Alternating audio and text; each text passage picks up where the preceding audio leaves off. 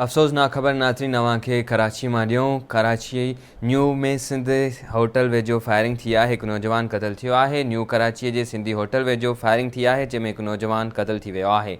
मारिजी वियल नौजवान जी सुञाणप नासिर हुसैन वलद गुलाम हैदर तौर थी आहे। इहो चवणु आहे रेस्क्यू सरियन जो।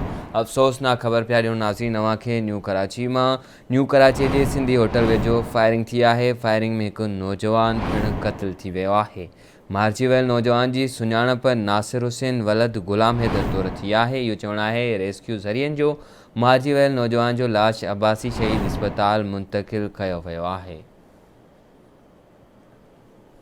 अफ़सोसनाक ख़बर नाज़रीन अव्हांखे ॾियूं पिया। न्यू कराची जे सिंधी होटल वेझो फायरिंग थी आहे। फायरिंग में हिकु नौजवान क़तल थी वियो आहे। मारिजी वियल नौजवान जी सुञाणप नासिर हुसैन वलद गुलाम हैदर तौर थी आहे। इहो चवणु आहे रेस्क्यू ज़रियनि जो।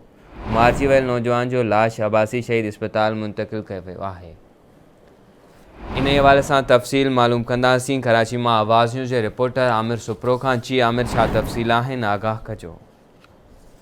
जी बिल्कुल, कराची न्यू कराची में सिंधी होटल भरिसां फायरिंग जो वाक़ियो पेश आयो आहे, जंहिंमें हिकु नौजवान मारिजी वियो आहे, जंहिंजी सुञाणप जेको आहे सो नासिर वलद गुलाम हैदर उमिरि 30 साल थी आहे। ऐं पुलिस जो इहो चवणु आहे त असीं वधीक हिन वाक़े जी इंक्वायरी करे रहिया आहियूं। वॾी महिरबानी आमिर, आगाही ॾियण जे लाइ।